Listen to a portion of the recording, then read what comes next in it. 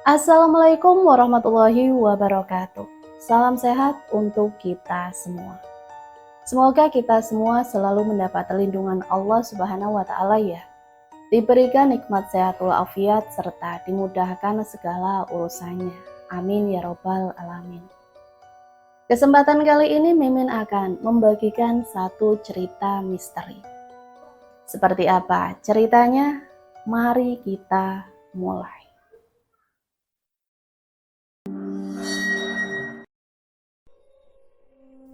Pagi itu kabut tipis masih menyelimuti desa ketika jeritan seorang anak kecil memecah kesunyian.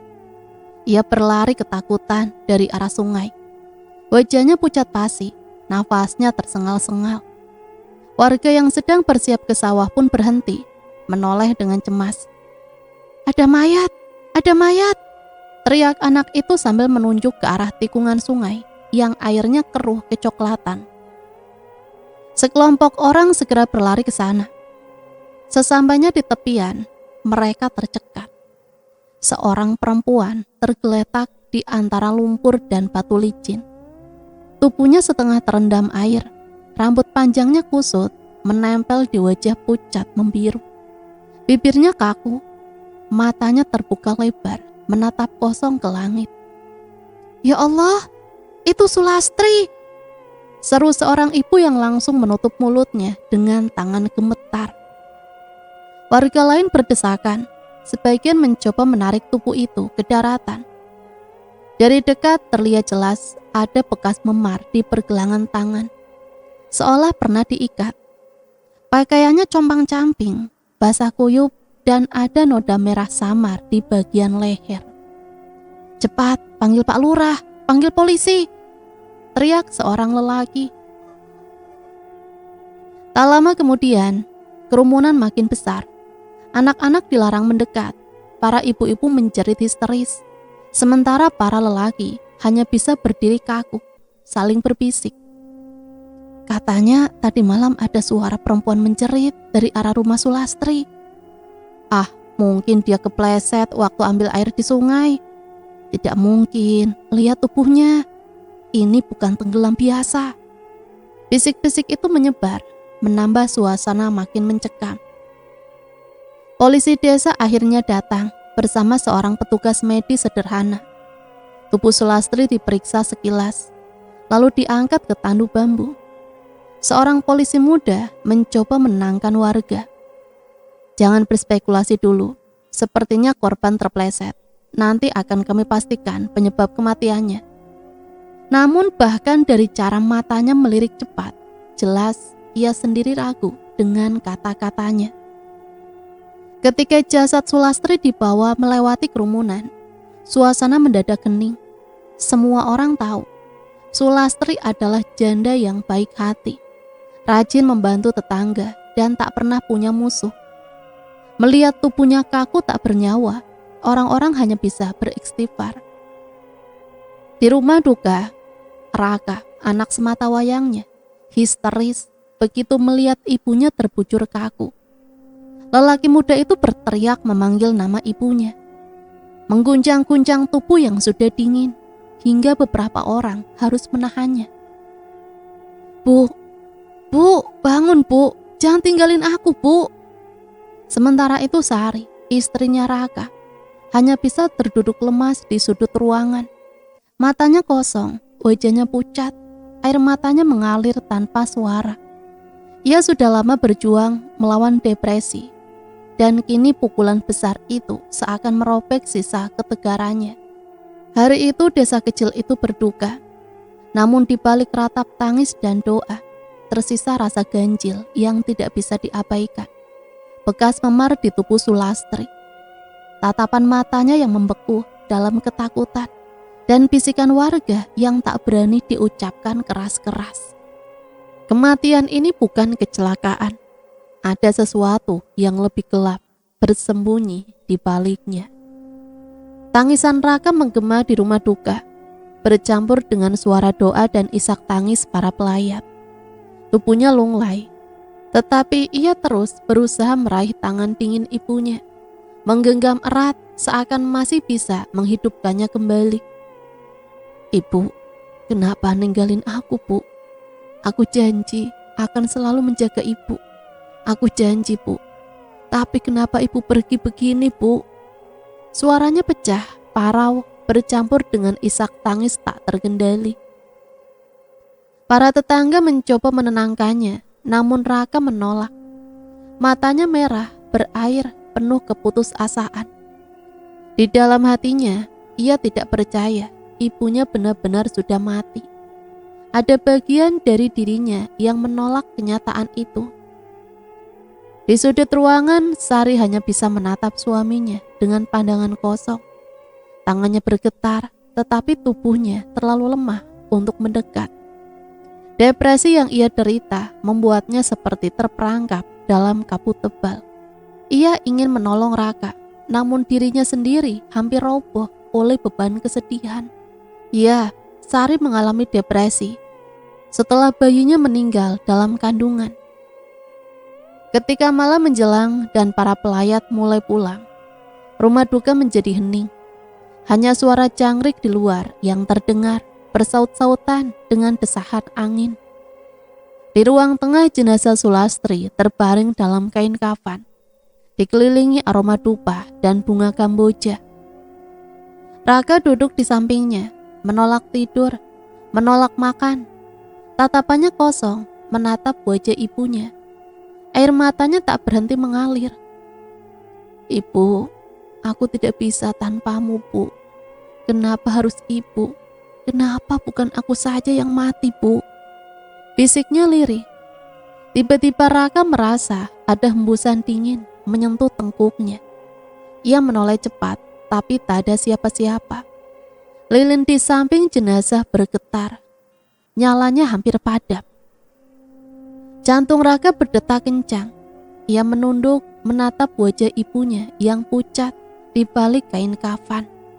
Untuk sepersekian detik, ia yakin melihat bibir itu bergerak, seperti berbisik sesuatu. Raka terperanjat, tubuhnya gemetar hebat. Ia menunduk lebih dekat, telinganya hampir menyentuh wajah jenazah. Dan di saat itu, entah nyata atau hanya khayalan dari jiwanya yang terguncang, ia mendengar suara lirik. Jangan biarkan aku sia-sia. Balaskan aku, Nak.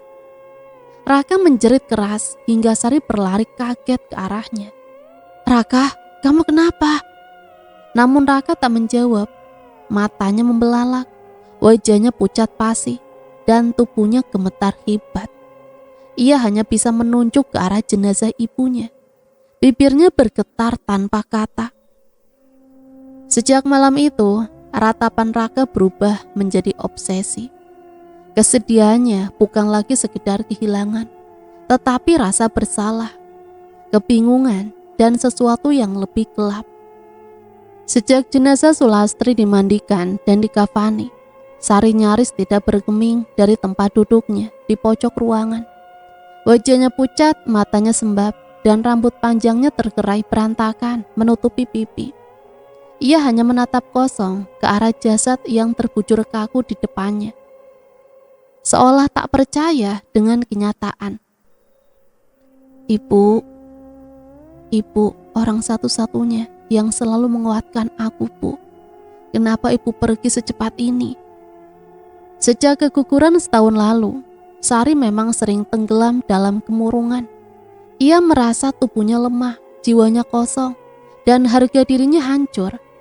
Sulastri lah yang selalu hadir menenangkan, menemaninya saat malam-malam penuh tangisan, dan menyelamatkannya dari keinginan untuk mengakhiri hidup. Kini wanita itu tiada, dan dunia Sari terasa runtuh. Saat malam semakin larut, rumah duka menjadi sunyi. Raka sudah tertidur di lantai, kelelahan setelah seharian menangis. Namun Sari masih terjaga. Ia duduk di samping jenazah, menggenggam erat kain kafan yang membungkus tubuh mertuanya. Air matanya menetes, membasahi kain putih itu. Ibu, kalau saja aku lebih kuat, mungkin aku bisa menjaga Raka. Aku bisa menjaga keluarga ini. Tapi aku hanya beban, Bu. Bahkan aku tidak bisa memberi kalian seorang anak." Suaranya pecah bercampur dengan tangisan tertahan. Tiba-tiba, sebuah hembusan dingin menyapu ruangan. Lilin di sudut kamar berkedip, seolah ada bayangan bergerak melewati cahaya. Sari terdiam, tangisannya berhenti. Ia menoleh perlahan, jantungnya berdegup kencang. Di sudut ruangan, samar-samar ia melihat siluet seorang wanita berdiri. Rambutnya panjang, basah, wajahnya tak jelas karena tertutup bayangan. Tetapi Sari bisa merasakan tatapan itu menusuk langsung ke arahnya. "Bu," panggil Sari dengan suara bergetar. Siluet itu tidak menjawab, hanya menatapnya, lalu perlahan mengangkat tangan, menunjuk ke arah Sari.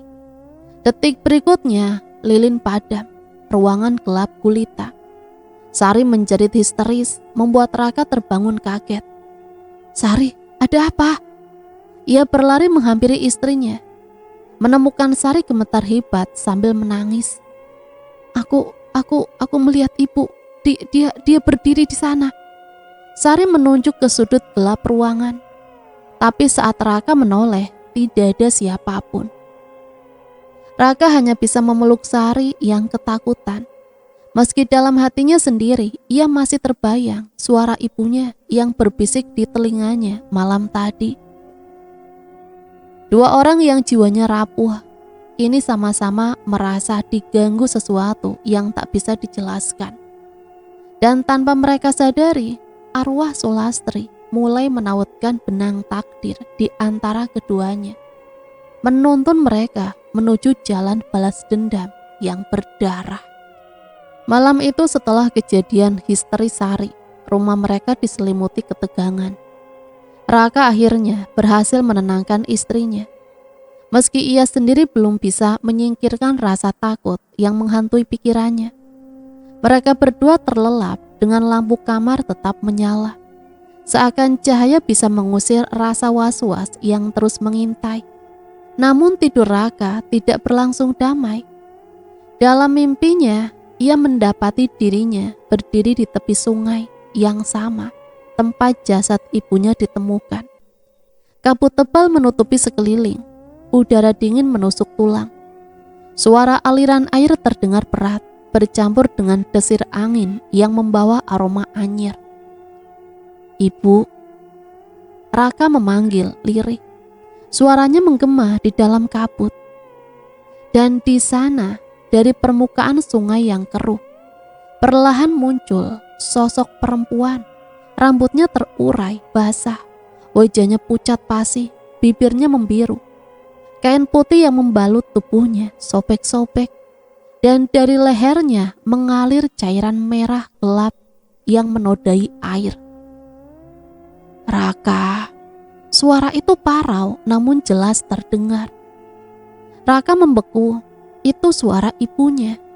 Ia ingin berlari mendekat, tetapi kakinya seolah tertancap ke tanah. Tubuhnya gemetar hebat. Ibu, apakah benar ini ibu?" Tanyanya dengan suara terbata. Sulastri menatapnya dengan mata kosong. Lalu perlahan mengangkat tangannya yang kurus, gemetar, dan penuh luka lebam. Tangannya menunjuk ke arah belakang kabut. "Bukan tenggelam, bukan mati biasa. Dia yang membunuhku," bisiknya lirih.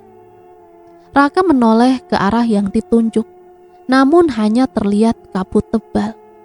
Suara berat seperti tawa samar bergema dari kejauhan, membuat bulu kuduknya meremang. Saat ia kembali menatap ibunya, sosok itu sudah berada tepat di depannya. Wajah pucat itu begitu dekat, hingga Raka bisa melihat jelas mulutnya bergerak, mengucapkan kata-kata yang menusuk langsung ke dadanya. "Balaskan aku, nak." Seketika wajah itu berubah mengerikan. Mulutnya menganga lebar dan mata melotot.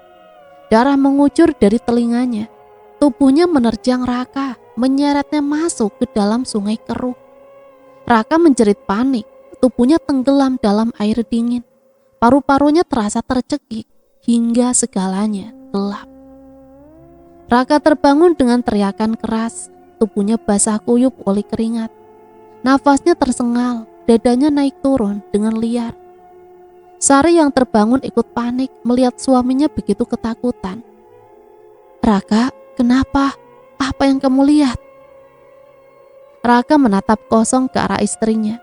Wajahnya masih pucat. Dengan suara bergetar, ia hanya bisa menjawab singkat, "Aku bertemu ibu." Ia menutupi wajahnya dengan kedua tangan. Air mata menetes tanpa henti. Sari mencoba memeluknya, tapi dalam pelukan itu, Raka hanya bisa terus bergumam lirik. Seperti terikat oleh satu perintah yang menghantui pikirannya. Aku harus membalas. Aku harus membalas. Malam itu rumah peninggalan Sulastri terasa lebih sunyi daripada biasanya. Hanya suara detak jam tua di ruang tamu yang terdengar, berdetak lambat menusuk kesunyian. Raka dan Sari berusaha tidur lebih awal, meski pikiran mereka masih kacau. Namun saat tengah malam, Sari terbangun. Ia merasa seolah ada seseorang yang duduk di tepi ranjang. Dengan mata setengah terbuka, ia melihat bayangan samar bergerak di dekat kakinya. Awalnya ia mengira itu Raka, tapi saat menoleh, ia melihat Raka masih terbaring di sampingnya, tertidur dengan nafas berat. Tubuh Sari menegang. Perlahan ia mengangkat kepalanya, menatap ke ujung ranjang, dan di sana samar-samar dalam cahaya redup lampu kamar berdiri sosok perempuan dengan rambut panjang basah menutupi wajah.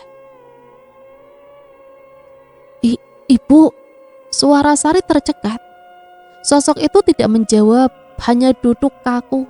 Rambutnya meneteskan air ke lantai, membuat genangan kecil yang merembas ke bawah ranjang. Bau lumpur dan anyir darah samar tercium di udara. Sari ingin menjerit, tapi suaranya tercekat di tenggorokan. Tiba-tiba sosok itu mengangkat kepalanya perlahan. Rambutnya bergeser, memperlihatkan wajah pucat dengan mata melotot lebar. Darah segar mengalir dari sudut bibirnya. "Balaskan dendamku," bisiknya lirih. Sari terperanjat, tubuhnya gemetar hebat. Ia berusaha membangunkan Raka, tapi saat menoleh ke samping, Raka sudah duduk tegak, sendiri, dengan mata terbuka lebar. Ia menatap lurus ke arah sosok itu, seolah tidak terkejut sama sekali. "Ibu," gumamnya lirih. Suaranya tenang, tapi matanya berkaca-kaca. Sosok itu menoleh ke arah Raka, lalu menghilang seketika, menyisakan lantai yang basah dan dingin. Sari menjerit kecil, tubuhnya terisak. Sementara Raka justru bangkit berdiri dan melangkah ke sudut kamar, tempat sosok itu tadi berdiri. Ia menunduk, menyentuh lantai yang masih basah. "Dia benar-benar ada, Sari. Ibu ingin kita balas dendam," bisiknya dengan suara rendah. Sari memeluk dirinya sendiri, tubuhnya gemetar. Ia tak tahu apakah suaminya mulai gila atau memang arwah Sulastri sungguh-sungguh hadir di kamar mereka. Di luar jendela angin malam berdesir membawa bau anyir yang menusuk. Seolah dunia gaib sudah membuka pintunya, membiarkan roh gelisah itu masuk dan menetap di rumah mereka. Hari-hari setelah penampakan itu menjadi semakin terasa berat bagi Raka. Ia tak bisa lagi membedakan antara mimpi dan kenyataan. Tidurnya selalu gelisah, tubuhnya lelah, namun pikirannya terus dihantui bayangan ibunya. Pagi itu ia duduk di beranda rumah, menatap kosong ke jalan desa yang sepi. Matanya sayu, namun dalam benaknya bergema suara lirik, jelas dan dekat, seolah seseorang berbisik tepat di telinganya. "Raka, kau dengar aku, nak?" Raka tersentak, ia menoleh ke kanan lalu ke kiri. Tak ada siapapun. Sari masih di dapur, sibuk memanaskan air, tapi suara itu begitu nyata. Ibu, Suaranya bergetar. Aku tidak tenang. Darahku belum terbayar. Bisikan itu kembali, kali ini lebih keras. Raka menutup telinganya dengan kedua tangan, berharap suara itu hilang. Namun semakin ia mencoba, semakin jelas suara itu terdengar. Setiap kata menusuk kepalanya, membuat dadanya sesak. Dia menyakitiku. Dia membunuhku. Kau harus membalaskan, Raka. Kau harus. Berhenti, diam. Raka berteriak tiba-tiba, membuat Sari yang berada di dapur terkejut dan berlari menghampirinya. Raka, kamu kenapa? Sari panik melihat suaminya duduk di lantai, memegang kepala dengan wajah pucat. Raka menatap istrinya dengan mata penuh ketakutan. Kamu tidak dengar suara ibu? Dia bicara padaku. Sari menggigil. Ia teringat jelas penampakan beberapa malam lalu. Namun ia tidak mendengar suara apapun saat ini. Ia hanya bisa memeluk Raka yang terus gemetar. Sementara air mata menetes dari sudut matanya. Di luar ayam-ayam berkokok menandakan siang sudah mulai naik. Namun bagi Raka, dunia sudah tak sama lagi. Sejak saat itu, suara itu tidak pernah berhenti. Saat ia makan, saat ia berjalan, bahkan saat ia mencoba berbicara dengan orang lain, bisikan itu selalu ada, mengisi celah pikirannya. Dan suara itu semakin sering menyebut satu nama berulang kali, seperti mantra yang tak bisa diabaikan. Surya, Surya, Surya. Raka merasakan sesuatu yang menggelisahkan di dalam dirinya. Antara cinta pada ibunya, kesedihan, dan bisikan dendam yang semakin lama semakin sulit ia lawan. Malam itu hujan deras mengguyur desa. Angin menerpa genteng rumah tua Sulastri, menimbulkan bunyi berderak yang membuat suasana semakin mencekam. Raka duduk di ruang tengah, gelisah, dengan kepala penuh bisikan yang tak kunjung diam. Sari yang sudah kelelahan mencoba menenangkan diri dengan berbaring di kamar. Namun tepat menjelang tengah malam, tubuhnya mendadak kaku. Matanya terbuka lebar meski pandangannya kosong. Bibirnya bergetar, mengeluarkan suara lirih yang bukan miliknya. Air, gelap, aku diikat. Dia menutup mulutku. Raka yang mendengar suara itu segera berlari ke kamar. Ia mendapati Sari duduk tegak di ranjang, tubuhnya gemetar. Matanya terbelalak. Suara yang keluar dari mulutnya parau, penuh kesakitan, dan sama persis dengan suara ibunya. Ibu, Raka tercekat, hatinya berdegup kencang. Sari menoleh perlahan, menatap Raka dengan mata kosong. Wajahnya berubah tegang, bibirnya bergerak dengan suara lain. Raka, aku diseret ke sungai, aku dipukul, aku dipaksa, lalu dibuang. Suryo. Raka membeku, nama itu lagi, Juragan Suryo, orang kaya yang selama ini disegani di desa. Suryo yang mana, Bu? Apa benar Juragan Suryo? Raka mendekat, lututnya gemetar. Namun Sari hanya menjerit tiba-tiba. Tubuhnya menegang kaku. Suara parau itu berubah jadi erangan panjang. Lalu perlahan tubuhnya lunglai, jatuh tak sadarkan diri. Raka panik mengguncang tubuh istrinya. Sari, bangun Sari. Setelah beberapa menit, Sari akhirnya siuman. Tapi ia tampak kebingungan. Wajahnya pucat. Keringat dingin membasahi tubuhnya. Apa yang terjadi? Kenapa aku di lantai? Tanyanya lemas.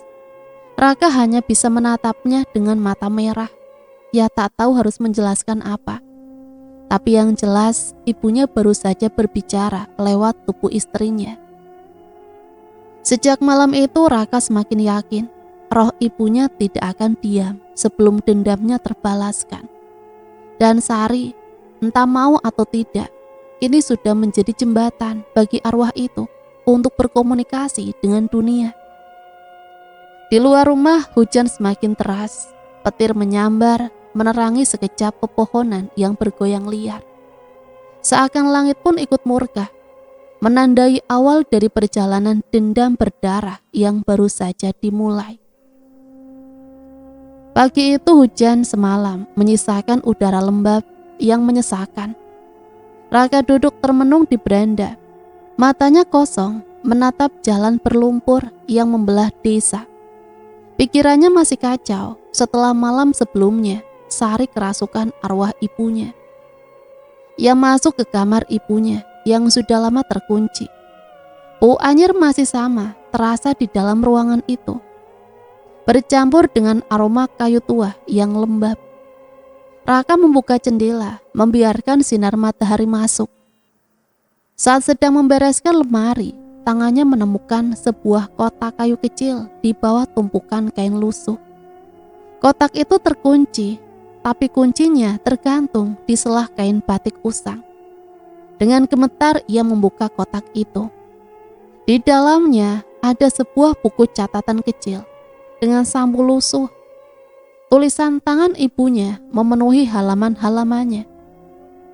Raka membuka lembar demi lembar, membaca dengan mata yang semakin berkaca-kaca. Catatan itu berisi keluh kesah ibunya tentang bagaimana Juragan Surya sering datang ke rumah, mencari-cari alasan untuk bertemu, tentang tatapan yang membuatnya tak nyaman, tentang ancaman samar yang sering ia dengar jika menolak ajakan lelaki itu. Pada halaman terakhir, tulisan ibunya terhenti mendadak, seakan ditulis dalam keadaan panik. Jika aku hilang, jika aku mati, maka orang yang harus kau curigai adalah dia, Juragan Surya. Aku takut, aku tak bisa melawan. Tolong lindungi anak-anakku. Raka terdiam, tangannya gemetar memegang buku itu. Air matanya jatuh tanpa ia sadari. Ibu, bisiknya lirih. Sari masuk ke kamar, melihat Raka berjongkok di lantai dengan wajah pucat. Ada apa, Raka? Tanyanya pelan. Raka menyerahkan buku itu padanya. Sari membaca beberapa halaman, lalu wajahnya ikut pucat. Ini bukti, Raka. Ibumu sudah tahu dia dalam bahaya. Dia meninggalkan ini untukmu. Raka mengepalkan tangan. Bisikan di kepalanya kembali terdengar jelas, lebih keras dari sebelumnya. Sekarang kau tahu, sekarang kau harus bertindak. Raka memejamkan mata, mencoba menahan amarah yang membuncah. Tapi satu hal yang pasti, ia tidak bisa lagi menutup mata. Di balik semua hormat warga desa pada Juragan Surya, ternyata tersembunyi rahasia busuk, dan ibunya telah menjadi korban. Malam itu Raka menatap buku catatan itu lagi. Untuk pertama kalinya, ia merasa bukan hanya mendengar suara ibunya, tapi juga merasakan dendamnya mengalir dalam darahnya sendiri. Pagi menjelang siang, desa kecil itu sudah ramai dengan bisikan-bisikan. Para ibu-ibu yang sedang menjemur padi di halaman saling berbisik sambil sesekali melirik ke arah rumah Raka. Aku dengar tiap malam ada suara teriakan dari rumah itu, kata seorang perempuan tua sambil menutup mulutnya dengan tangan. Iya, anak dan menantunya sering terlihat pucat, seperti orang kerasukan. Jangan-jangan arwah Bu Sulastri memang gentayangan, saut yang lain. Tak jauh dari sana, beberapa pemuda desa juga membicarakan hal serupa. Kamu tahu nggak, malam kemarin ada yang lihat Sari berjalan ke pinggir sungai sendirian, padahal matanya kosong, kayak bukan dirinya. Serem sekali. Apa jangan-jangan mereka berhubungan dengan hal gaib? Semakin hari desas-desus itu semakin liar. Ada yang bilang Raka sengaja memanggil arwah ibunya. Ada pula yang berbisik bahwa Sari sudah menjadi perantara roh. Namun anehnya, di tengah semua itu, nama Juragan Surya tidak pernah disebut. Justru ia semakin menunjukkan diri sebagai sosok dermawan, membagikan beras ke warga, membiayai perbaikan musola, dan selalu hadir di setiap kegiatan desa dengan senyum ramah. Kalau bukan karena Juragan Surya, mungkin kita semua sudah susah makan, ujar seorang bapak parubaya di warung kopi. Iya, makanya jangan asal bicara. Jangan-jangan malah keluarga Raka yang menutupi sesuatu. Bu Sulastri meninggal pun masih misterius kan? Raka mendengar sebagian dari gosip itu saat ia melintas menuju balai desa. Pandangan orang-orang tertuju padanya, penuh curiga, seakan ia membawa penyakit. Sesampainya di rumah, ia menghantam meja dengan tinjunya. Semua orang mencurigai kita, Sari. Mereka tak tahu apa-apa. Dan Surya, dia masih berpura-pura suci di depan semua orang. Sari hanya bisa menunduk, hatinya berdebar keras. Mengingat kembali malam ketika ia kerasukan. Kata-kata Surya yang keluar dari mulutnya seakan terus menghantui. Raka, kalau benar dia yang melakukan itu, kita tidak bisa melawannya begitu saja. Dia punya uang, punya orang-orang yang membelanya. Sedangkan kita hanya berdua. Raka menatap istrinya lama. Matanya merah karena amarah dan tangis yang ditahan. Kalau begitu, kita tidak sendirian. Ibu ada bersama kita. Di luar angin berembus kencang, membuat dedaunan berdesir, seolah membenarkan kata-kata Raka. Arwah Sulastri memang masih ada, menunggu saat yang tepat untuk menuntut balas. Siang itu udara terasa pengap. Raka memberanikan diri pergi ke pasar desa, tempat di mana Juragan Surya sering mengawasi para pekerjanya. Dengan buku catatan peninggalan ibunya tersimpan erat di dalam tas, Raka melangkah penuh amarah, namun mencoba menahan diri. Di pasar suasana ramai, pedagang sayur, penjual ikan, hingga anak-anak kecil yang berlarian membuat hiruk-pikuk khas desa. Di tengah keramaian itu, sosok Juragan Surya tampak menonjol. Tubuhnya tambun, wajahnya dihiasi senyum ramah yang memikat banyak orang. Ia berdiri di dekat warung kopi, berbincang dengan beberapa perangkat desa. Raka menahan nafas. Di balik senyum itu, ia tahu ada kegelapan. Dengan langkah mantap, Raka mendekat. Suara bisikan di kepalanya mulai muncul lagi. Dia yang menyeretku. Dialah yang merenggut nafasku. Raka menggertakkan gigi, mencoba melawan dorongan amarah. Juragan Surya, panggilnya dengan nada datar. Surya menoleh, wajahnya langsung berubah hangat. Ah Raka, anak Sulastri bukan? Bagaimana kabarmu? Aku turut berduka atas ibumu. Kehilangan yang berat ya. Nada suaranya terdengar penuh kepalsuan. Raka bisa merasakan itu. Ibu saya tidak meninggal wajar. Dan saya tahu ada orang yang terlibat. Jawab Raka dingin. Beberapa orang di sekitar mereka langsung terdiam, menoleh dengan penasaran. Surya mengangkat alis, masih berusaha tersenyum. Hati-hati dengan ucapanmu, nak. Jangan sampai kau menuduh tanpa bukti. Itu bisa mencelakakanmu sendiri. Raka membuka sedikit tasnya, memperlihatkan sudut buku catatan ibunya. Saya punya sesuatu. Ibu menulis sendiri tentang siapa yang sering mengganggunya. Tatapan Surya berubah tajam sesaat. Sebelum kembali tersenyum, ia menepuk bahu Raka, seolah sikap ayah yang penuh kasih. Kalau begitu, ayo datang ke rumahku sore ini. Kita bicara baik-baik, jangan di sini. Tidak elok membicarakan hal besar di depan orang ramai. Raka menatapnya dengan penuh kebencian, tapi ia mengangguk. Baik, saya akan datang. Saat Surya berjalan pergi dengan rombongan kecilnya, Raka merasakan bulu kuduknya meremang. Bisikan itu kembali terdengar, kali ini lebih kuat. Jangan percaya padanya. Dia akan menjeratmu. Dia akan membunuhmu seperti aku, nak. Raka mengepalkan tangannya. wajahnya tegang.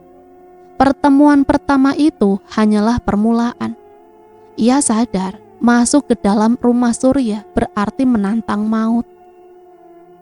Namun satu hal sudah pasti, kebenaran tidak akan pernah terungkap jika ia mundur sekarang. Sore itu langit tampak muram, awan hitam menggantung rendah, seakan ikut menyimpan rahasia gelap. Raka berdiri di depan rumah besar milik Juragan Surya. Rumah itu berbeda dengan rumah-rumah desa lainnya. Tembok kokoh, pagar tinggi, dan halaman luas yang memberi kesan kekuasaan. Sari menggenggam tangan suaminya erat. Jemarinya dingin, wajahnya pucat. Sejak tadi ia merasa gelisah. Dadanya sesak. Raka, aku tidak yakin ini ide yang baik. Aku merasa sesuatu buruk akan terjadi di dalam sana. Raka menatap istrinya, matanya keras. Justru karena itu, aku harus masuk. Kalau benar dia yang membunuh ibu, aku ingin melihat matanya langsung. Pintu besar rumah itu terbuka. Ada seseorang lelaki bertubuh kekar, mempersilahkan mereka masuk. Aroma kayu mahal dan dupa menyengat begitu mereka melangkah ke dalam. Suasana rumah itu tampak mewah, namun ada hawa yang ganjil, dingin, seolah tembok-temboknya menyimpan jeritan yang tak pernah terdengar. Juragan Surya sudah menunggu di ruang tamu. Ia duduk di kursi besar seperti singgasana, tersenyum ramah. Selamat datang, Raka, Sari. Senang sekali kalian berkenan datang. Raka menatapnya tanpa membalas senyum itu. Ia langsung duduk sementara Sari tetap berdiri gelisah. Langsung saja. Ibu saya meninggal. Catatan sebelum meninggal. Catatan itu menyebut namamu. Kata Raka dingin. Surya terdiam sesaat. Ia tertawa kecil. Anak muda, kau tahu, tidak berapa banyak orang iri pada posisiku di desa ini. Orang bisa saja menuliskan apapun untuk menjatuhkanku. Catatan itu tidak membuktikan apa-apa. Raka hendak membalas, namun tiba-tiba Sari merintih pelan. Tubuhnya bergetar, matanya kosong, dan suaranya berubah berat. Dia yang menyeretku ke dalam hutan. Dia menutup mulutku. Aku tidak bisa bernafas. Raka segera memeluk istrinya. Ibu, jangan sekarang, Bu. Bisiknya gemetar. Surya menatap Sari dengan mata yang sesaat kehilangan kendali. Ada ketakutan singkat di wajahnya sebelum ia kembali menutupi dengan senyum palsu. Kasihan menantumu ini. Raka, gangguan jiwanya semakin parah ya. Kau harus hati-hati. Orang bisa salah paham kalau melihatnya seperti ini. Raka menatapnya dengan penuh kebencian. Kau bisa menyangkal di depan semua orang, tapi kau tidak bisa bersembunyi dari kebenaran. Suasana ruangan menjadi kaku. Hanya suara nafas Sari yang terengah-engah bercampur dengan desau angin yang tiba-tiba menerpa jendela. Juragan Surya menyandarkan tubuhnya di kursi, matanya menyipit. Kalau begitu, mari kita lihat siapa yang lebih kuat menyimpan rahasia, aku atau kalian. Kata-kata itu seperti ancaman terselubung. Raka sadar permainan sudah dimulai. Dan sekali ia melangkah masuk ke rumah itu, tak ada jalan kembali. Malam itu setelah pulang dari rumah Juragan Surya, Raka dan Sari duduk di ruang tengah rumah mereka yang remang. Lilin kecil menyala di atas meja. Temaramnya memantulkan bayangan gelisah di wajah keduanya. Sari masih pucat, matanya kosong seperti kehilangan tenaga. Aku melihatnya, Raka. Ibu berusaha bicara lewat aku. Dia diseret ke hutan. Tangannya diikat dan aku merasa sakitnya. Raka meremas tangannya, menahan marah dan sakit hati. Aku tahu, aku bisa merasakan itu juga. Tapi Surya, dia licik. Dia akan membuat semua orang percaya bahwa kita gila. Belum sempat mereka melanjutkan percakapan, terdengar ketukan keras di pintu. Raka bangkit, membuka pintu, dan mendapati 2 orang lelaki berperawakan tinggi berdiri di sana. Wajah mereka kaku, dingin. Salah satunya menyerahkan sebuah amplop. Pesan dari Juragan Surya. Katanya singkat sebelum mereka berdua pergi tanpa menoleh. Raka membuka amplop itu dengan hati-hati. Di dalamnya terdapat selembar kertas, tulisan tangan rapi. Anak muda, berhati-hatilah dengan ucapanmu. Desa ini hidup karena aku. Jika kau ingin tetap aman bersama istrimu, jangan sekali-kali menyebut namaku lagi. Dunia ini tidak adil, Raka. Dan orang kecil seperti kalian akan selalu kalah. Raka mengepalkan surat itu. Wajahnya memerah karena marah. Bajingan. Dia pikir bisa menakut-nakutiku dengan kata-kata murahan ini. Namun Sari memeluk suaminya dari belakang. Suaranya bergetar. Raka, dengarkan aku. Ini bukan ancaman kosong. Aku merasakannya. Ada bahaya besar yang akan menimpa kita. Surya, dia tidak akan segan melakukan apapun untuk menutup mulut kita. Raka terdiam. Surat itu jelas bukan sekedar peringatan, melainkan sebuah pesan bahwa Juragan Surya memiliki kekuasaan penuh atas desa. Malam semakin larut. Dari kejauhan, gonggongan anjing terdengar bersaut-sautan. Sari menutup telinganya, bergetar, lalu suaranya berubah lagi, berat dan penuh dendam. Dia akan datang padamu, Raka. Dia akan berhenti sampai darahnya dibayar dengan darah. Jangan mundur, jangan pernah mundur. Raka menoleh menatap istrinya yang kini dirasuki. Mata Sari menatap lurus tajam, seolah bukan lagi dirinya. Hening beberapa saat, hanya suara angin malam yang berdesir di sela dinding kayu rumah mereka. Dan di balik kesunyian itu, Raka mulai menyadari pertarungan ini bukan sekedar melawan seorang manusia, melainkan juga kekuatan tak kasat mata yang menuntut balas. Malam masih gelap ketika Raka terbangun karena suara berbisik di luar rumah. Ia menoleh, Sari masih terlelap, tubuhnya lelah setelah kerasukan malam sebelumnya. Dengan langkah hati-hati, Raka mengambil lampu minyak dan membuka pintu. Halaman depan rumah mereka kosong, namun tepat di depan pintu ada bangkai ayam yang baru saja disembelih. Darahnya masih segar, mengalir di tanah. Di dada ayam itu terikat kertas kecil. Dengan tangan gemetar, Raka membuka kertas tersebut. Tulisan kasar dengan arang tampak di sana. Diam, atau kau akan menyusul ibumu. Raka menggertakkan gigi. Ia tahu ini ulah orang-orang suruhan Surya. Ketika ia hendak membuang bangkai ayam itu, tiba-tiba terdengar suara dentuman dari dalam rumah. Raka berlari masuk dan mendapati Sari terbangun. Matanya melotot ketakutan. Raka, ada yang masuk. Raka menoleh cepat. Di sudut ruangan, pintu dapur terbuka lebar. Hembusan angin dingin membuat tirai lusuh bergoyang pelan.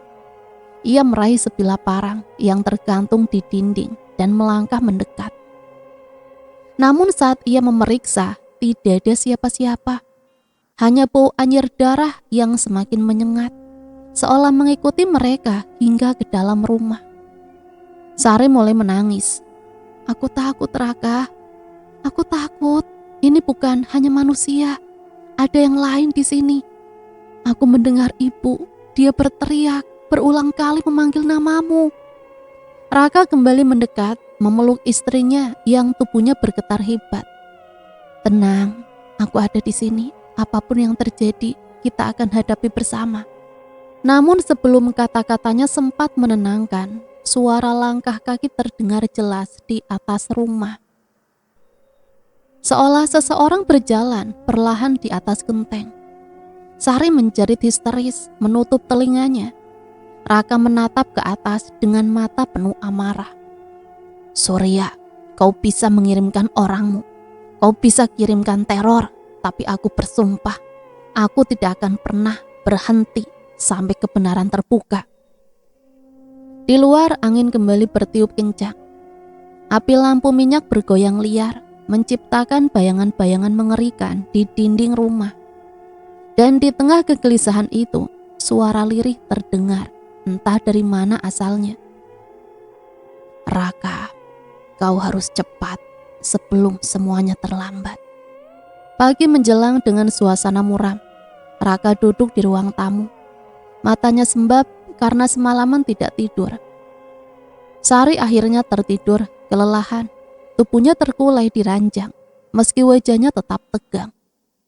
Raka menatap meja di hadapannya, di mana buku catatan peninggalan ibunya tergeletak.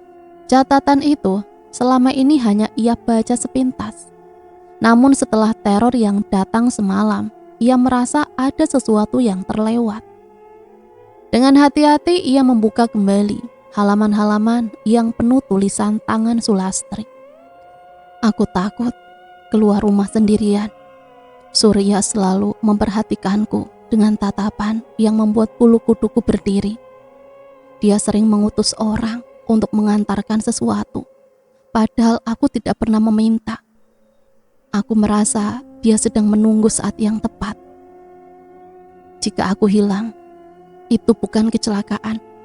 Aku mendengar mereka berbisik di pasar bahwa Surya ingin aku datang ke gudang dekat hutan. Dia bilang ada yang harus kubantu. Aku tahu ini jebakan, tapi aku tidak bisa menolak. Aku takut kalau aku menolak, keluarga kita yang jadi taruhannya. Jantung Raka berdebar kencang. Gudang dekat hutan. Selama ini ia hanya mendengar desas-desus, tetapi catatan ibunya memberikan kepastian. Ia menutup buku itu dengan tangan gemetar. Ibu, jadi benar, mereka menyeretmu ke sana. Saat itulah angin bertiup dari jendela yang sedikit terbuka, membuat halaman buku terbuka sendiri di bagian terakhir yang sebelumnya tak pernah diperhatikan. Jika aku mati, jangan percaya siapapun, bahkan orang yang kau anggap keluarga. Belum sempat ia membaca lebih jauh, suara pintu diketuk keras. Raka segera menutup buku itu dan menyembunyikannya.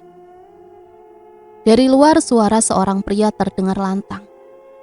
Raka, kepala desa memanggilmu ke balai desa.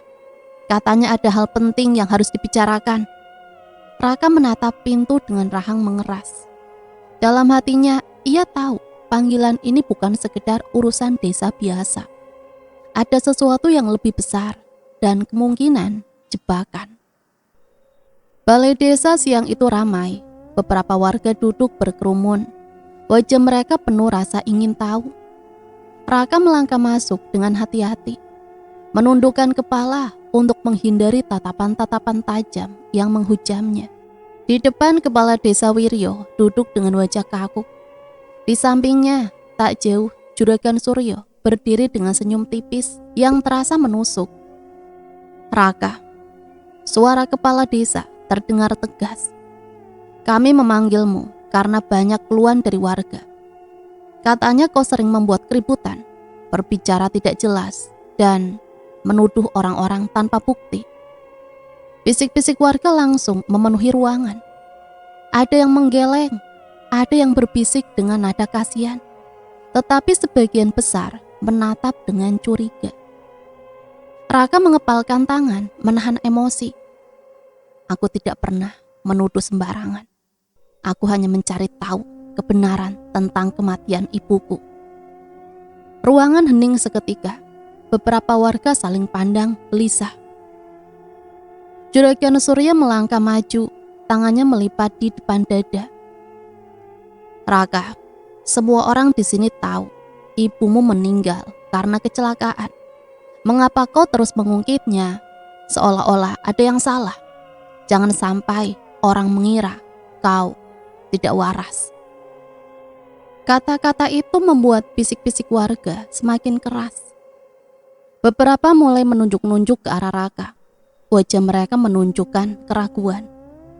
Raka mendongak, menatap lurus ke arah Surya dengan mata penuh amarah. Kau bisa menipu semua orang, Surya, tapi tidak denganku. Aku punya bukti. Aku tahu ibu tidak mati karena kecelakaan. Dia diculik dan aku akan membuktikannya. Suara Raka menggelegar, membuat ruangan sejenak sunyi. Namun kemudian kepala desa menempuk meja dengan keras. Cukup Raka, jangan sembarangan bicara di depan warga. Kalau kau tidak bisa mengendalikan dirimu, kami terpaksa harus mengambil tindakan. Juragan Suryo tersenyum miring, menepuk pundak kepala desa, seolah mengingatkan siapa yang sebenarnya berkuasa. Anak muda memang darahnya panas, katanya dengan nada mengejek. Tapi kalau sampai meracuni pikiran orang lain dengan cerita-cerita tidak masuk akal, itu bisa berbahaya. Bukankah begitu, Pak Lurah? Kepala desa hanya mengangguk, wajahnya tegang. Raka merasakan dadanya sesak. Ia tahu semakin lama ia berbicara, semakin besar warga percaya bahwa ia hanyalah orang gila. Namun saat ia hampir menyerah, terdengar suara lirik di telinganya. Begitu dekat, seolah ibunya sendiri sedang berbisik. Jangan takut nak, kebenaran ada di pihakmu. Tapi berhati-hatilah, mereka semua tidak bisa dipercaya. Raka menoleh cepat, tapi tak ada siapapun di sampingnya. Suara itu hanya didengarnya seorang diri. Ia menarik nafas panjang, menunduk sejenak, lalu berkata dengan suara mantap, aku akan buktikan, dan saat kebenaran terungkap, semua orang akan tahu siapa yang sebenarnya gila di desa ini. Warga terdiam, Surya hanya tersenyum, tetapi matanya menyala penuh ancaman. Raka melangkah keluar dari balai desa dengan kepala tegak. Meski hatinya bergejolak, ia tahu setelah ini Surya tak akan lagi hanya mengancam. Sesuatu yang lebih berbahaya pasti menanti. Malam itu angin bertiup kencang dari arah hutan. Raka duduk di teras rumah dengan wajah tegang. Pikirannya dipenuhi pertemuan di balai desa siang tadi. Kata-kata Surya masih terngiang-ngiang, seolah sengaja menekan sarafnya. Tiba-tiba dari dalam rumah terdengar suara gaduh. Kursi terguling, piring pecah. Raka berlari masuk dan mendapati Sari terjatuh di lantai dengan tubuh kejang. Sari! Raka berteriak panik, segera memeluk istrinya yang tubuhnya gemetar hebat. Namun saat Sari mendongak, matanya bukan lagi seperti biasanya. Bola matanya memutih, dan suara yang keluar dari mulutnya bukanlah suaranya sendiri. Raka, nak, dengarkan aku. Ibu, bisiknya lirih, tenggorokannya tercekat. Tubuh Sari kini duduk tegak, seolah ada kekuatan lain yang mengendalikannya. Waktuku tidak banyak, aku hanya bicara lewat tubuh Sari. Hanya dengan cara ini, aku bisa menolongmu. Aku tidak mati karena kecelakaan, nak. Suara itu bergetar penuh emosi. Mereka membawaku ke gudang tua dekat hutan. Aku melawan, aku teriak, tapi mereka menutup mulutku. Surya ada di sana, dia yang memerintahkan segalanya. Raka mengepalkan tangan, tubuhnya bergetar menahan amarah. Dan ada yang lain, nak. Bukan hanya Surya, ada seseorang yang kau percaya, tapi dia ikut menjebakku. Dia memberitahu mereka kapan aku keluar rumah sendirian. Raka terperangah. Siapa, Bu? Siapa orang itu? Aku tidak bisa menyebutnya. Mereka menghalangiku. Aku juga ingin balas dendam sendiri, nak. Ingin membalas dengan tanganku sendiri. Tapi ibu tidak bisa, nak. ada kekuatan yang melindungi Surya. Cari kunci di bawah batu besar dekat pohon beringin. Itu akan menuntunmu. Setelah itu tubuh Sari terkulai lemas. Nafasnya tersengal, matanya kembali normal. Tapi wajahnya pucat pasi, seperti orang yang baru kembali dari kematian. Raka memeluknya erat, sementara air matanya jatuh tanpa bisa ditahan. Aku janji, Bu, aku akan menemukan kebenaran itu. Aku akan balaskan dendammu. Pagi itu kabut tipis masih menyelimuti desa. Raka berjalan tergesa ke arah hutan kecil di pinggir desa. Langkahnya mantap, meski dadanya berdegup keras. Kata-kata terakhir ibunya melalui tubuh Sari terus terngiang. Cari kunci di bawah batu besar dekat pohon beringin. Pohon beringin tua itu menjulang angker di tengah hutan kecil.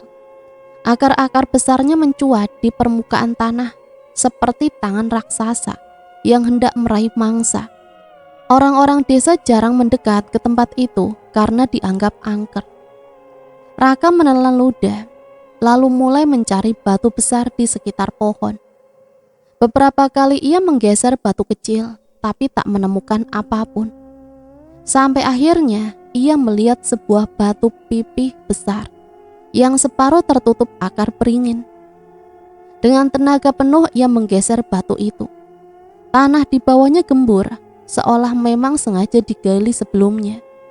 Tangannya merogoh ke dalam dan ia merasakan sesuatu yang keras, dingin, dan berkarat. Ia menariknya keluar, sebuah kotak besi kecil yang sudah berlumut. Jantungnya berdebar. Kotak itu terkunci rapat, tapi di bagian sisinya terselip sebuah kunci kecil yang hampir patah. Dengan gemetar Raka memasukkan kunci ke lubang dan memutarnya. Di dalamnya, ia menemukan beberapa benda. Sebuah kalung perak yang dikenalnya milik ibunya. Potongan kain robek berlumuran noda coklat tua, mungkin darah yang telah mengering. Dan yang paling mengejutkan, sebuah buku kecil berisi catatan. Raka membuka lembar pertama. Tulisan tangan ibunya memenuhi halaman. Namun kali ini isinya bukan hanya keluhan, melainkan nama-nama. Surya, Dalang, Kepala Desa Wiryo, melindungi. Seseorang dari keluarga sendiri.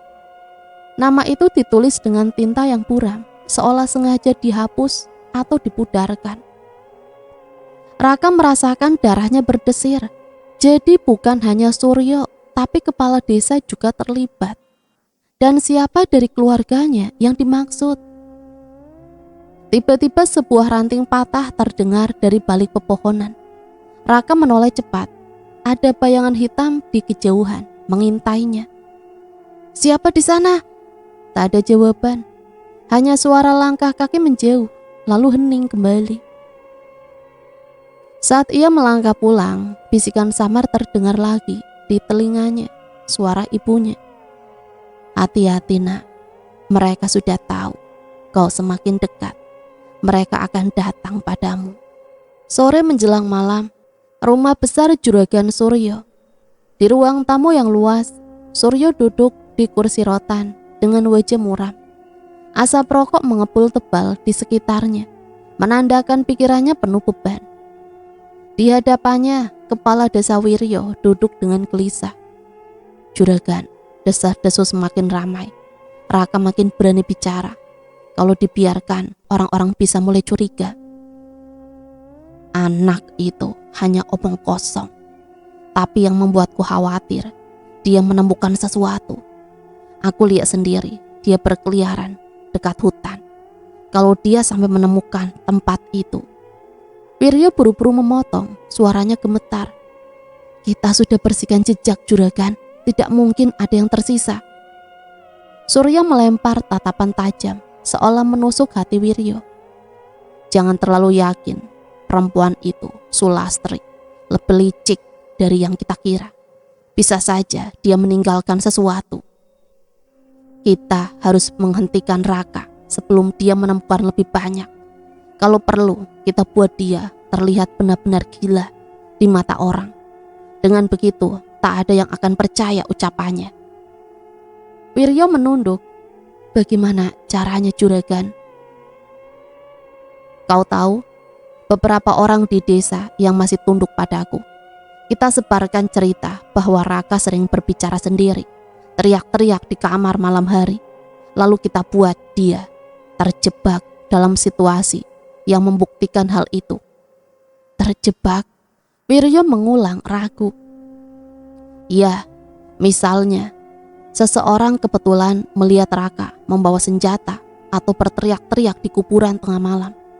Kita yang mengatur, mereka yang jadi saksi. Sekali Raka dicap gila, tak akan ada yang akan mendengarkannya lagi. Wiryo menelan ludah. Wajahnya pucat. Ia tahu Suryo bukan hanya sekedar bicara. Sekali pria itu merencanakan sesuatu, nyawa orang bisa jadi taruhannya. Dan satu lagi, kalau anak itu terlalu dekat dengan kebenaran, kita pastikan dia tidak pernah sempat mengucapkannya. Di luar rumah besar itu, angin berembus kencang. Daun-daun bergesekan, seolah alam sendiri ikut gelisah. Suryo menegakkan tubuh, menyalakan rokok baru, dan menghembuskan asap panjang. Permainan ini baru saja dimulai, dan aku tidak akan kalah dengan seorang bocah. Jadi benar, kepala desa itu ikut campur. Raka bergumam sendiri, menggertakkan giginya. Yang paling membuatnya hancur adalah kenyataan bahwa pengkhianatan itu datang dari dekat, dari keluarganya sendiri. Sayangnya nama yang ditulis di sana sudah tak terbaca lagi. Seolah disengaja dihapus dengan air, hanya tersisa huruf awal M. Raka menatap huruf itu lama sekali. Matanya berkaca-kaca, siapa M itu? Di keluarganya ada dua kemungkinan, Murni adik ibunya yang tinggal tak jauh dari desa itu, atau Marto, paman jauhnya yang sering datang ke rumah dengan alasan membantu pekerjaan sawah. Ya Tuhan, jangan sampai salah satu dari mereka. Hati-hati nak, orang yang kau percaya bisa saja menusukmu dari belakang. Raka memejamkan mata, menahan tangis dan amarah yang bercampur jadi satu. Ia tahu semakin ia masuk ke dalam rahasia itu, semakin besar bahaya yang mengintainya. Malam turun dengan cepat, bulan sabit bersembunyi di balik awan. Hanya suara jangkrik dan anjing yang sesekali menggonggong memecah keheningan. Raka berjalan menuju sawah di pinggir desa. Hendak menenangkan pikiran setelah membaca buku ibunya. Di tangannya ia membawa lampu minyak kecil. Angin malam menusuk tulang, membuatnya merapatkan jaket tipis di tubuhnya. Namun ia tidak tahu, di balik semak-semak beberapa orang suruhan Suryo sedang mengawasinya. Lihat, dia jalan sendiri. Waktunya, bisik salah satu dari mereka. Mereka membawa sesuatu, parang berkarat dan seikat kain putih yang sengaja sudah dicoret-coret darah ayam. Sementara itu Raka berhenti di dekat pohon kelapa, menatap langit yang gelap, lalu mendengar bisikan samar, suara ibunya. Mereka mengintaimu nak, jangan lengah. Belum sempat ia mengerti maksudnya, 3 orang muncul dari kegelapan, pura-pura terkejut. Itu dia Raka. Kenapa kau bawa parang malam-malam begini? Teriak salah satu. Apa maksud kalian? Aku tidak bawa parang. Namun salah seorang dari mereka dengan cepat melemparkan parang berlumuran darah ayam ke dekat kakinya. Yang lain mengangkat kain putih bernoda lalu berteriak keras, memastikan suaranya terdengar jauh. Ya ampun, dia mau nyantet. Dia pakai darah. Pantas saja dia sering teriak-teriak sendiri di malam hari. Suara mereka memecah kesunyian. Tak lama kemudian, beberapa warga yang mendengar bergegas datang dengan membawa obor. Mereka melihat Raka berdiri dengan wajah pucat. Sementara di tanah ada parang berdarah dan kain penuh noda. Benar katanya, anak itu gila. Dia mau mencelakakan orang pakai santet. Pantas saja rumahnya sering terdengar suara aneh. Raka panik mencoba menjelaskan. Ini bukan punyaku, mereka yang menaruhnya di sini. Kalian harus percaya padaku.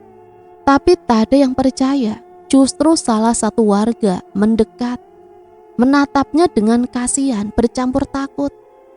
Raka, kau butuh pertolongan. Kau tidak waras, nak. Raka ingin berteriak, ingin melawan, tapi suaranya tenggelam oleh keriuhan massa. Ia hanya bisa menatap orang-orang itu dengan mata berkaca-kaca. Dari balik kejauhan, di balik bayangan pohon, Surya berdiri dengan senyum puas. Bagus, semua berjalan sesuai rencana. Namun senyuman perlahan memudar ketika angin kencang berhembus tiba-tiba. Obor warga bergoyang hebat, sebagian hampir padam.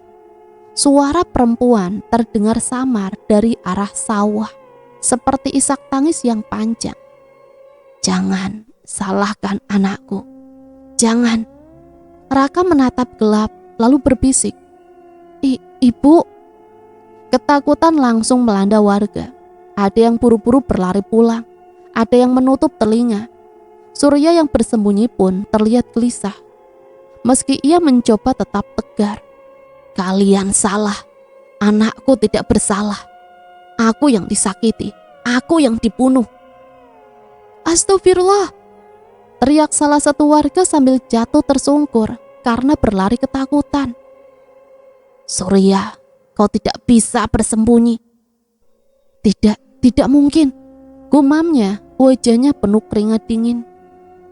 Raka menatap sosok itu dengan air mata yang mengalir deras. Sosok arwah berhenti tepat di hadapannya. Untuk pertama kalinya, wajahnya terlihat jelas. Wajah pucat Sulastri dengan luka cekikan masih tampak di lehernya. Matanya kosong, tapi tatapannya penuh kasih saat memandang anaknya. Jangan takut, nak. Ibu akan selalu menjagamu. Namun ketika menoleh ke arah warga yang masih tersisa, suaranya berubah, dingin penuh ancaman. Tapi kalian yang menutup mata atas kejahatan itu akan merasakan akibatnya. Tiba-tiba suara retakan terdengar dari sawah. Air irigasi meluap, menggenang cepat seolah ada sesuatu yang membuka bendungan. Warga yang masih berdiri langsung lari tunggang langgang, ketakutan setengah mati. Di kejauhan Surya masih gemetar di balik pohon. Ia menutup mulutnya rapat-rapat, takut arwah itu tahu keberadaannya. Namun suara Sulastri kembali menggema, tajam menusuk ke telinganya. Aku tahu kau ada di sana, Surya. Malam itu menjadi malam paling mencekam dalam sejarah desa. Bukan hanya karena fitnah, tapi karena arwah yang tak tenang akhirnya turun menampakkan diri. Keesokan paginya, desa masih diliputi ketakutan. Banyak warga yang mengurung diri di rumah, membicarakan kejadian malam itu dengan suara berbisik. Nama Raka semakin disebut-sebut. Ada yang bilang ia anak terkutuk, ada pula yang percaya ia dilindungi oleh arwah ibunya. Raka sendiri masih terguncang. Malam itu ia kembali ke rumah bersama Sari dengan tubuh lemas. Namun pikirannya terus memutar kejadian di sawah. Raka kembali membuka buku catatan ibunya. Ia meneliti halaman yang tintanya kabur, mencoba membaca ulang potongan kalimat yang hanya menyisakan huruf M. Siapa yang dimaksud? Murni atau Marto? Sari yang duduk di sampingnya menatap kosong. Lalu tiba-tiba berkata pelan, suaranya seperti bukan miliknya. Yang kau cari, orang dengan nama M, adalah yang paling kau percayai. Darah sendiri, tapi ia menjualmu dengan uang. Darah sendiri, maksudnya keluarga sedarah. Sari menunduk, lalu mendadak tersentak dan jatuh pingsan. Raka panik memeluknya erat. Tapi di bibirnya yang terkatup, Raka masih mendengar bisikan samar suara ibunya. Murni, adikku. Tidak mungkin. Tante Murni tidak mungkin tega berkhianat pada ibu. Tubuh Raka seolah disambar petir. Ia tidak percaya dengan apa yang baru ia dengar. Namun bayangan-bayangan masa lalu tiba-tiba muncul di kepalanya. Ia ingat pernah melihat Murni berbicara lama dengan Suryo di tepi sawah. Meski saat itu ia menganggapnya hanya obrolan biasa. Ia juga ingat bagaimana Murni selalu melarangnya menggali lebih dalam tentang kematian ibunya dengan alasan tidak usah membuka luka lama. Raka terdiam, wajahnya memucat. Semua kepingan mulai menyatu. Sulastri dibunuh karena melawan Surya. Kepala desa menutup mata, dan Murni, adik kandungnya sendiri, membantu menutupi semuanya. Bahkan mungkin ikut menyerahkan kakaknya pada sang juragan demi uang. Air mata Raka menetes tanpa sadar. Ya Tuhan, kenapa harus dia? Siang itu langit mendung pekat. Raka berjalan cepat melewati pematang sawah. Ia menuju rumah Murni, adik ibunya. Rumah kayu sederhana itu terlihat sepi dari luar. Raka mengetuk pintunya. Murni, ini aku, Raka. Tak lama pintu terbuka. Murni muncul dengan wajah pucat, matanya sembab seolah habis menangis. Raka, ada apa kau datang siang-siang begini? Aku mau bicara tentang ibu. Murni terdiam sejenak, lalu mempersilahkan masuk.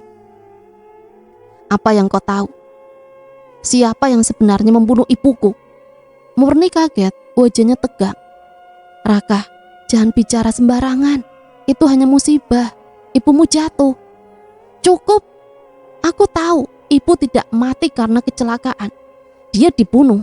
Dan kau tahu sesuatu kan? Murni menunduk, kedua tangannya saling meremas. Aku tidak bisa. Aku membaca tulisan ini. Ibu menulis bahwa ada pengkhianatan dan dia menuliskan huruf awal namamu. Wajah Murni pucat seketika, air matanya jatuh. Raka, aku tidak bermaksud. Aku hanya... Katanya kau adik kandungnya, darah dagingnya sendiri. Kenapa kau tega, Bi? Suara Raka pecah bercampur tangis dan amarah. Aku tidak bermaksud menyerahkan kakakku pada Surya. Aku ditekan Raka. Surya mengancam anakku.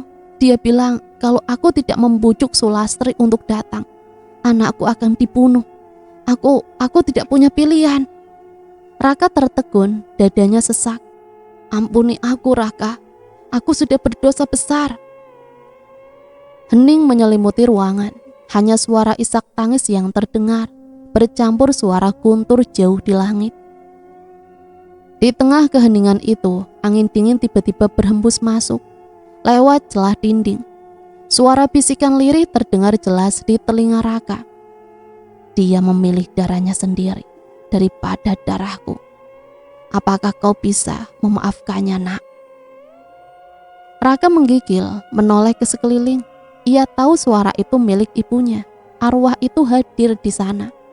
Murni yang masih menangis tiba-tiba merasakan udara menekan dadanya. Ia terhuyung, tercekik tanpa sebab, lalu berteriak ketakutan. Sulastri, Mbak Yu, maafkan aku, jangan ambil nyawaku Mbak Yu. Raka tersentak, segera berlutut di samping pipinya. Ibu, hentikan, jangan sakiti dia, Bu. Angin semakin kencang, gelas di meja jatuh berderak. Lampu gantung bergoyang keras. Arwah Sulastri tampak ingin menuntut balas pada adiknya sendiri. Raka berteriak menatap kosong ke udara. Ibu, aku mohon Bu, jangan. Biarkan aku yang menentukan jalannya Bu. Suasana rumah itu berubah mencekam. Pertarungan batin antara dendam arwah dan kasih seorang anak pecah di ruangan sempit itu. Suara jeritan Murni bercampur isak tangisnya membuat suasana semakin kacau. Tubuhnya terhempas ke lantai, tercekik oleh sesuatu yang tak terlihat. Mbak Yu, ampun Mbak Yu, teriaknya sambil memegangi leher. Raka berdiri di tengah ruangan, kedua tangannya terangkat seolah berusaha menahan badai tak kasat mata. Ia bisa merasakan kehadiran ibunya, begitu dekat, begitu penuh amarah. Dia mengkhianatiku, nak. darahku sendiri, menusukku dari belakang. Biarkan aku mengambilnya. Bu, aku ngerti sakit hatimu, Bu. Aku juga marah, Bu. Aku ingin Surya dan semua yang terlibat menerima balasan. Tapi jangan Bik Murni. Dia memang salah, tapi dia dipaksa. Dia hanya takut, Bu. Dia pengkhianat, Raka. Pengkhianat. Ibu, kalau kau bunuh dia, aku tak akan lagi jadi anakmu, Bu. Aku tidak akan membiarkan dendam menguasai kita, Bu. Tiba-tiba udara di ruangan itu berhenti, sunyi. Angin kencang berhenti seketika. Hanya menyisakan suara nafas berat, Murni yang terengah-engah di lantai. Wajah arwah Sulastri menatap Raka lama sekali. Pandangan matanya penuh luka, seolah menimbang kata-kata anaknya sendiri. Raka, kau benar. Dendam telah mengubahku. Bu, aku akan membalaskan sakitmu, tapi dengan caraku, Bu. Surya tidak akan lolos, aku janji. Tapi jangan biarkan dendam ini menghancurkan keluarga kita, Bu. Wajah Sulastri perlahan melunak. Ia menoleh ke arah Murni yang masih terisak di lantai. Baiklah, Nak. Aku percaya padamu. Tapi ingat, Surya harus menerima balasan. Jangan berhenti sampai dia hancur. Bayangan itu memudar perlahan, seperti asap tersapu angin. Raka menunduk, tubuhnya lemas, tapi hatinya teguh. Ia tahu ini belum berakhir. Surya masih bebas, masih menginjak-injak kebenaran, masih menyimpan dosa besar. Beberapa bulan setelah malam mencekam itu, desa kecil yang dulu diliputi misteri kini mulai tenang kembali. Namun bayangan tragedi keluarga Sulastri tetap membekas di hati semua orang. Raka menepati janjinya dengan keberanian yang ia kumpulkan. Ia melaporkan semua bukti ke pihak berwajib. Buku catatan peninggalan ibunya, pengakuan Murni, dan saksi-saksi yang berani bicara setelah lama bungkam. Nama Suryo yang dulu diagungkan sebagai juragan kaya raya akhirnya tercoreng. Tak mudah menjatuhkan orang berpengaruh sepertinya. Surya mengelak, memutarbalikan fakta, bahkan berusaha menyuap aparat. Tapi takdir seolah memang sudah digariskan. Perlahan satu persatu kebenaran terkuak. Beberapa orang kepercayaannya mulai angkat bicara. Dan akhirnya Suryo ditangkap dengan tuduhan penculikan, pembunuhan, serta tindak kekerasan yang selama ini ditutup-tutupi. Hari itu ketika Suryo digiring aparat keluar rumah besarnya dengan tangan diborgol, hujan deras mengguyur desa. Raka berdiri di kejauhan, menatap dengan mata basah. Ia merasakan kehadiran ibunya di sampingnya, meski tak terlihat. Terima kasih, Nak, kau sudah menepati janji. Bisikan lembut itu hadir dalam hatinya. Kali ini bukan dengan amarah, tapi dengan ketenangan. Murni yang hidup dalam penyesalan, memilih meninggalkan desa. Ia membawa anaknya jauh, berjanji pada Raka akan menebus dosanya dengan cara menjaga darah dagingnya sendiri agar tidak terjerumus ke jalan salah. Raka sendiri tetap tinggal di rumah peninggalan ibunya. Ia merawat rumah itu, sawah-sawah dan kenangan yang tertinggal. Luka batinnya memang tak akan pernah benar-benar hilang. Tapi setiap kali ia menatap langit sore yang merona, ia merasa ibunya tersenyum dari balik cahaya itu. Desa itu kembali damai, tapi bagi Raka, setiap desir angin malam akan selalu mengingatkannya pada perjuangan yang telah ia jalani antara dendam, kasih sayang, dan keberanian seorang anak yang menolak tunduk pada kegelapan. Dan cerita selesai sampai di sini. Semoga cerita ini bisa menemani hari-hari teman-teman semua ya. Sampai di sini Mimin pamit undur diri, mohon maaf apabila banyak salah kata. Sampai berjumpa kembali di cerita-cerita misteri selanjutnya. Matur nuwun, wassalamualaikum warahmatullahi wabarakatuh.